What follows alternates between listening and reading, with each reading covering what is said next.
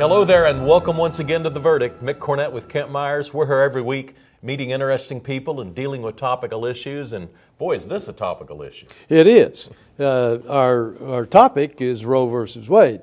Our guest is Joe Tye, professor at the University of Oklahoma College of Law, who is coming back for his fourth appearance.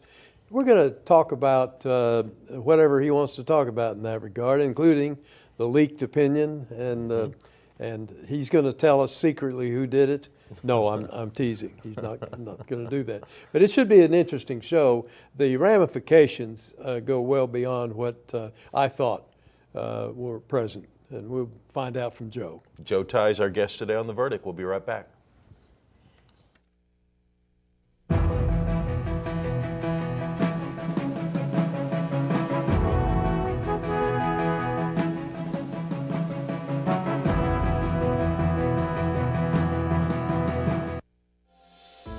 Right now, 6 feet can feel like a long ways away.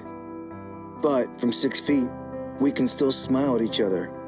From our doorways and our stairways, from opposite sides of the street and opposite sides of the country. Through fear and frustrations, we can remind each other that we are still here for each other. Because we can still smile at each other. And we're not going anywhere. Military service ran in my blood, starting from my father, which joined the Navy, then on the Chickasaw side, my uncle, which served in the United States Army. I'm Benjamin Espinosa, Chief Petty Officer, United States Navy, and I'm Chickasaw. I went to the Secretary of Defense's staff at the Pentagon in Washington, D.C., which ultimately led to becoming a combat support technician for Naval Special Warfare, specifically SEAL Team 10. I think to be proud and to love your tribe, to love being Chickasaw, you also have to love being American. You also have to love everything that America stands for. Equality, perseverance, professionalism, and power. I want my family to know that their father is a good person, but also feels that he has an obligation to the country and to love this nation. Anything worth having is worth dying for. The military and the country owes me nothing. I owe it everything. See more stories about the Chickasaw people at profilesofanation.com.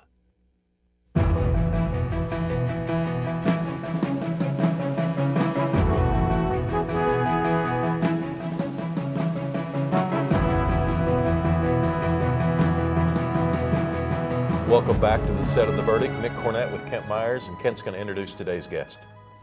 It's really a pleasure to welcome back an old friend, or a young old friend, Professor Joe Tye from the University of Oklahoma College of Law. He is an associate dean and professor at the OU Law School. He did his undergraduate work at Harvard University and did his law work at Harvard University. He was a Supreme Court of the United States law clerk to John Paul Stevens, who recently retired, and to Byron White, who was served on the court prior to that time. So he has vast Supreme Court inner working knowledge that we're going to try to pry out of him today. He has been named the Outstanding Professor of Law at the University of Oklahoma College of Law on any number of occasions, and on one occasion was named Outstanding Professor of the university itself. He is a constitutional law scholar and just a fantastic teacher, and we're really pleased to get him to join us today to talk about what we have called the tumultuous term of the Supreme Court. Joe, welcome. Glad to have you. Well, it's great to be back. You know, you guys are one of the few places where we can still have civil conversations instead of shouting at each other, so I appreciate this forum very much. Well, you concentrate on the Supreme Court to a certain extent, yeah. So how'd you get into that focus? Oh, well, you know, after working at the place, it's kind of hard to leave, even though, you know, you have to turn in your keys, and so you're no longer part of the confidential family there, but it's a really close-knit place, and so, you know, to some extent, you know, you're still part of the family, even after you're gone. Let me ask you, was your service with Whizzer White, did you go straight from there to Justice Stevens? I did. And how long were you with Justice White? So I was with Justice White for about half a year, actually, because it was his last year before he moved away from D.C. and fully retired, and then I spent the rest of that year with Justice Stevens. And how long were you with Justice Stevens? For a full year. Yeah. Yeah. What are your memories about working with Justice Stevens? All I know about him is what I can read, Yeah. but he apparently was apparently a very happy person, kind of gregarious. Oh, he was. Yeah, he chuckled all the time. Yes. But, you know, the thing I really remembered is that he was modest and hardworking, despite being at the pinnacle of the legal profession. He read every brief that was submitted. He talked about every case with his law clerks. There were 4 of us, and he did it with an open mind. And so you couldn't tell coming into a particular case which way he would come out. And so I thought he was the perfect judge that you would want to have. Well, the court's long been dealing with Roe versus Wade. What are Yes. your general thoughts looking back historically? Well, you know, Roe v. Wade was decided in 1973, and what's really interesting is how the court has moved and the politics has moved, because if you go back to 73, the majority in Roe v. Wade were all Republican-appointed justices, and they all voted to say that abortion was a protected constitutional right. And then now fast forward to 2022, and you have a majority of Republican-appointed justices, and they have overruled that decision to say, no, abortion is not protected by the Constitution. So I think it really tells you that, you know, the court has certainly moved in one direction. And I don't know whether the country has fully moved with the court or whether it's moved the other way. So it's really interesting how the court has evolved. Well, we read before the opinion came out about the leaking of the opinion, of what was called a draft of the opinion. Yes. Tell us what you know about that. Well, the draft was leaked in early May, and the final opinion was issued at the end of June. And this is unprecedented and historic. There's never been a leak of a draft Supreme Court opinion. So inside the court, it would be regarded as a deep betrayal of the trust and the confidentiality that the justices expect of their law clerks and of each other in order to operate. You and I know as lawyers, we need to keep things confidential while we're working on them, to protect the integrity of the work. And certainly the justices require that. And so inside the court, that would be regarded as a deep, historic, and unprecedented betrayal. Well, how do they try to ensure that it doesn't happen again?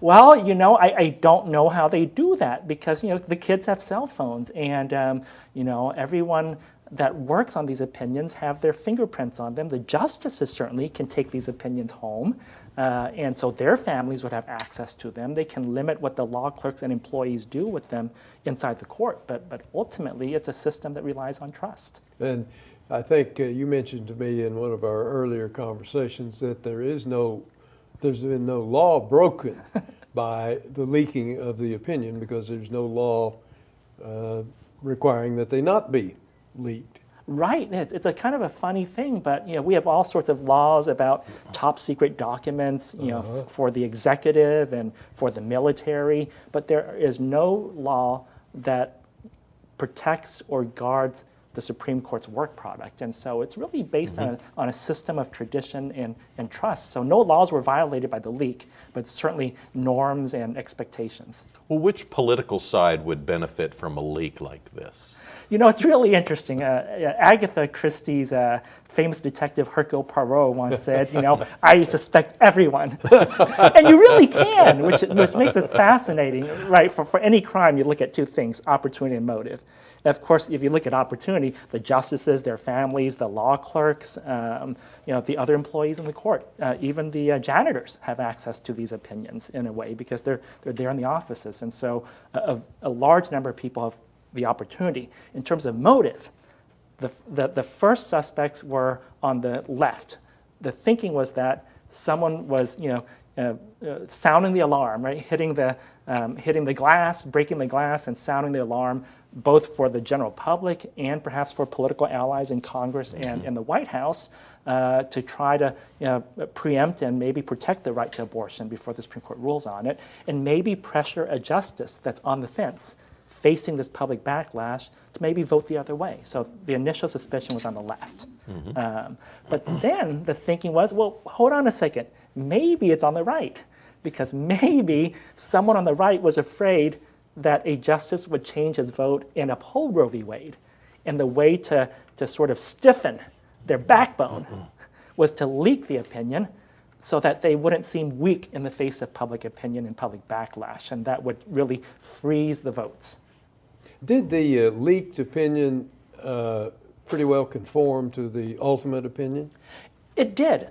Surprisingly, having worked inside the court, what happens is that an opinion evolves, especially once you start getting concurrences and dissenting opinions.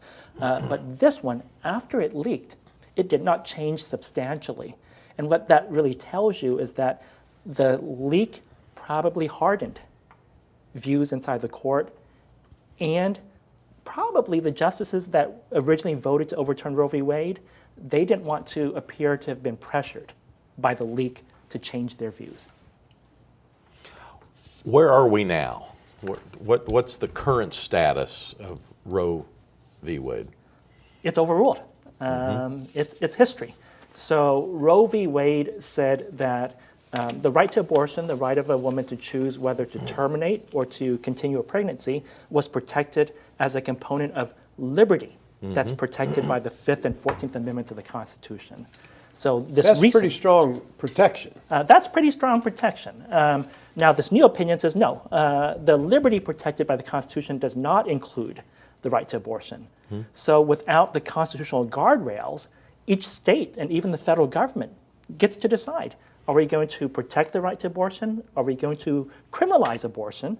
And so what we're seeing playing out after the decision is one state after another going left, right, or maybe somewhere in the middle. Well, the moment the decision came out, could you have seen, well, the next domino is going to be the states are going to start holding votes? Did you see that immediately? Oh, yes. And some states actually telegraphed that, like Oklahoma, I believe, was one of the states that passed these anticipatory laws, especially after the leak, that said, you know what, if Roe v. Wade gets overturned, then we're going to resurrect our abortion bans from way back when, like Oklahoma's was in 1910.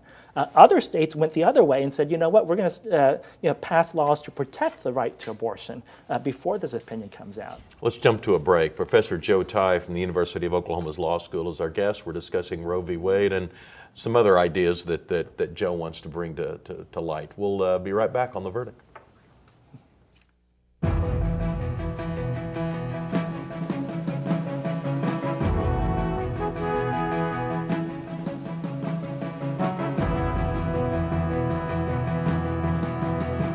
At Whitten Burridge, we're litigators. That's all we do. All of our clients, some sort of wrong has occurred to them. We try to right that wrong. Corporate America, they have all the power. It's sort of like going against an army. I like helping the underdog. That's what gets me up out of bed every day. Our success rate is phenomenal, but that's not all they get. We care about people. I'm very proud of what we've been able to do for our clients, and I'm looking forward to what we're going to do in the future. There's still a lot of wrongs that need to be righted.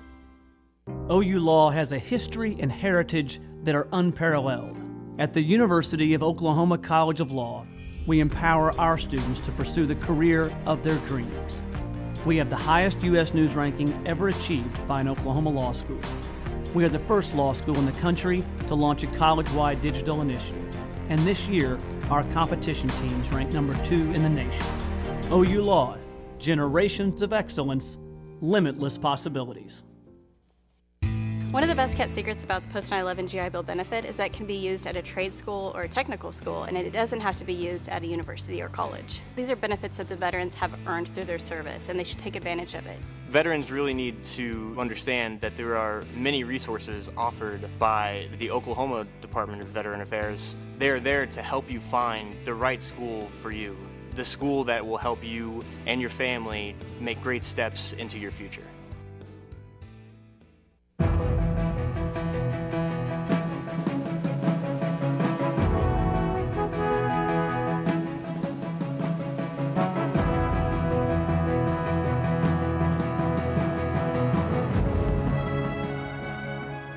Welcome back to the set of The Verdict. Mick, Cornett, Kent Meyers, and our guest Joe Tye. Kent, where do you want to go from here? Joe, tell us about the competing ways to interpret Roe in the Constitution. Well, you know what's really interesting about our Constitution is that it doesn't come with an instruction manual. And so there have developed various schools on how you interpret the Constitution. And in modern times, there's been 2 competing schools. The first one is called living constitutionalism. And that's the school that found that abortion is protected by the Constitution, Roe v. Wade. So living constitutionalism looks at the rights in the Constitution, like liberty in the 14th Amendment, or freedom of speech in the First Amendment, or the right to keep and bear arms in the Second Amendment, and says, you know what? These rights are phrased very generally and very broadly, and so they are meant to evolve as our understanding of freedom, of liberty, of equality evolves. And that's how the Constitution keeps up with the times. As our life evolves with new technology, new techniques to do things, new products. Sure. New understanding. You know, I've been married for 21 years, and I got to tell you, I'm still learning every day how to keep my wife happy. So I hope she's not watching. But so anyway, the main advantage of this approach, according to its proponents, is that you get to update the Constitution as the nation evolves and matures, and so that helps to keep the Constitution and our country current and strong. Well, let me ask you about that. Yeah. Are there cases that the Supreme Court has decided in recent years? Yes. Using the living constitutionalism approach? Oh, absolutely. Actually, over the last 60 years, the court has used it not only to find a right to abortion, but also other privacy and personal autonomy rights, the right of adults to use contraception, both inside and outside marriage, the right of adults to engage in intimacy, not only inside marriage, but outside marriage, even with someone of the same sex. And most recently, the right to marry, not just someone of the opposite sex, but also someone of the same sex, that those were protected liberties under the 14th Amendment. Now, the chief criticism of this approach is that it's free-willing and that it just depends on the views of the justices that happen to be on the court. Because, what's liberty? We all have different views of what liberty is. And so there's no, constraints on what the court can decide. Now, what's the opposite of living constitutionalism? Now, the opposite approach is called originalism.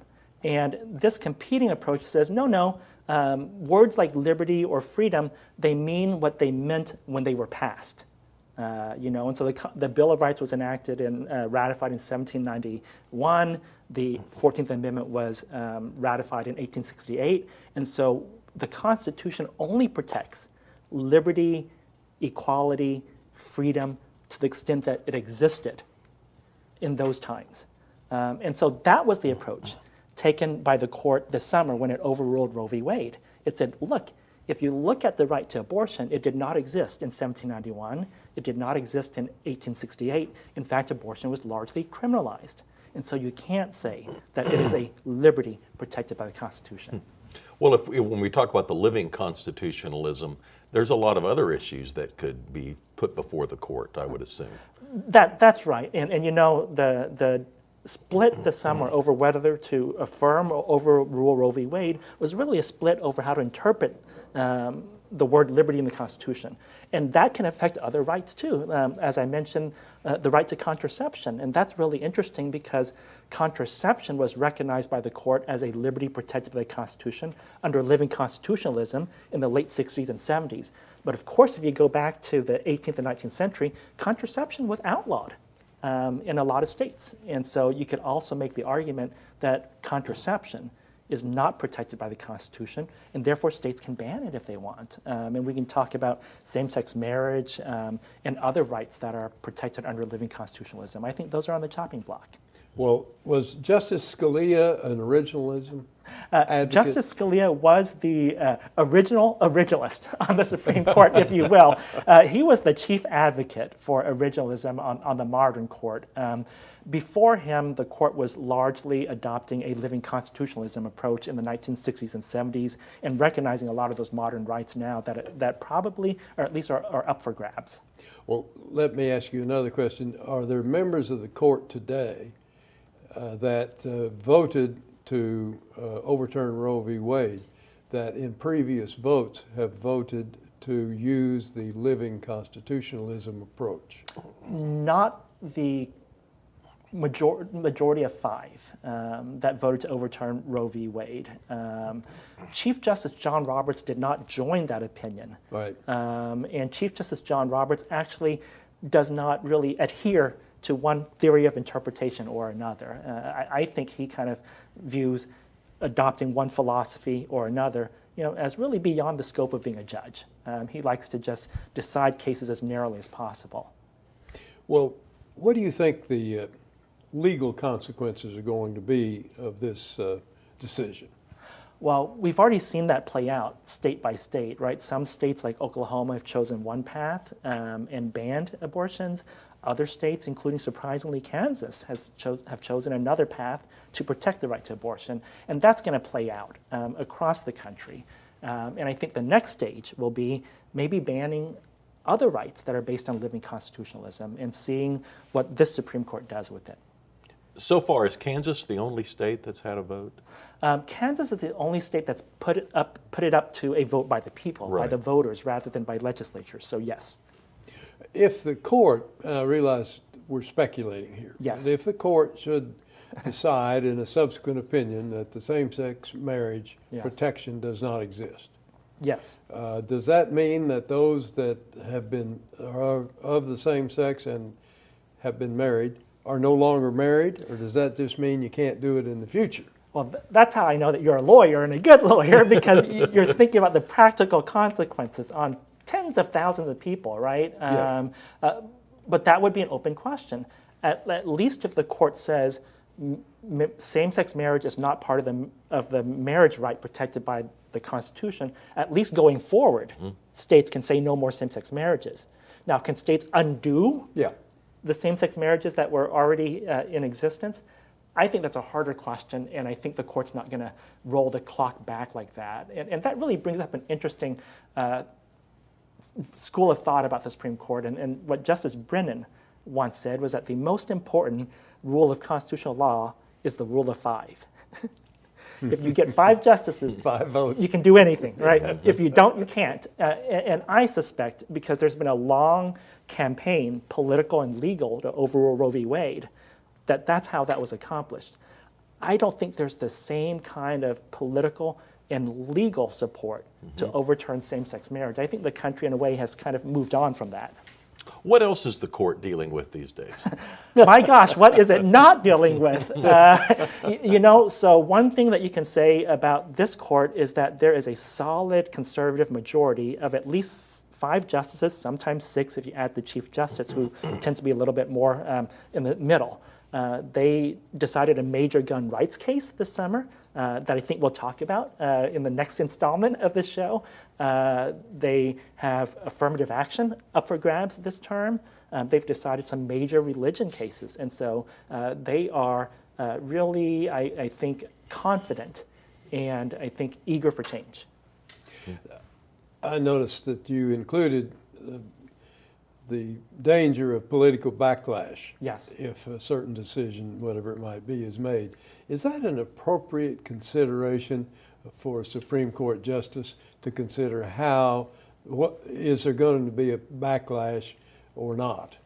Well, in theory, it should not be, right? You have the Federalist Papers from the founding generation saying one of the reasons why we give judges lifetime protection in their job is so that they can ignore the politics and think about the longer-term future of the country and the fundamental rights that we have. But on the other hand, there's another school of thought, which is, well, the justices can't be fired. So at the very least, they should understand how their decisions affect the real world and whether they conflict with the opinions of the majority of the country. And maybe that should be a consideration.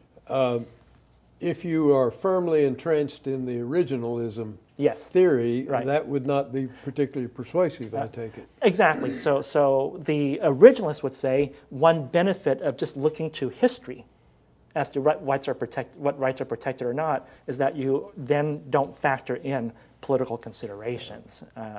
Now, the criticism of that is if you look to see what rights were protected back in the 18th and 19th century, not a lot of people had a lot of rights back in the 18th and 19th century. And the Constitution doesn't say which approach you should take. What do your students think? We got about 15 seconds. What do your students tend to think about all this? What I'm gratified by is that my students tend to have an open mind when I present all of these issues from all of these sides. And I think they leave the class realizing that, there's more than one way to interpret the Constitution. Maybe that's a bug or maybe that's a feature that's allowed our Constitution to continue to govern our country and protect our rights for so long. Joe Ty, thanks for coming on the show. Yeah, thank you, Joe. Well, thank you for We'll see you being in a here. couple of weeks. Kent Well, I and I'll have a appreciate final word after this.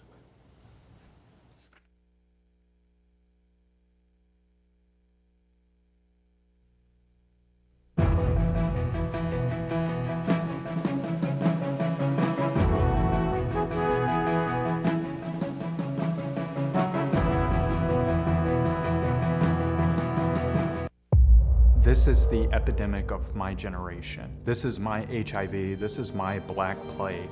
In the midst of one of our state's largest crises, Oklahomans are dying from this preventable and treatable disease on a daily basis. we believe there's hope. That little pill will cause destruction through your whole life. Watch the entire award-winning 9-part docuseries Killing Pain, made available by Fighting Addiction Through Education at killingpain.com. It used to be okay in teachers' lounges. It used to be okay in maternity wards. It was okay in sporting arenas, college campuses, and office spaces. But now that we understand the deadly dangers of secondhand smoke, that's not okay anymore. So why is it okay that thousands of employees are exposed to it every day at work? Bottom line, it's not okay. Let's protect hardworking Oklahomans. Join the fight at stopswithme.com. All children deserve a life of hope and love, but sometimes they experience a life of pain, neglect, and abuse. When that happens, each child deserves all the quality assistance and representation that can be offered in our legal system. For more information, call 23-CHILD. Oklahoma Lawyers for Children, helping to bring hope and love back to the lives of abused children. You will always be mom and dad to me. I think for us, once we got started and we began to see the tremendous need just within our state, it really was just a calling for us. The blessings far outweigh any obstacles that we've faced. You will always be mom and dad to me.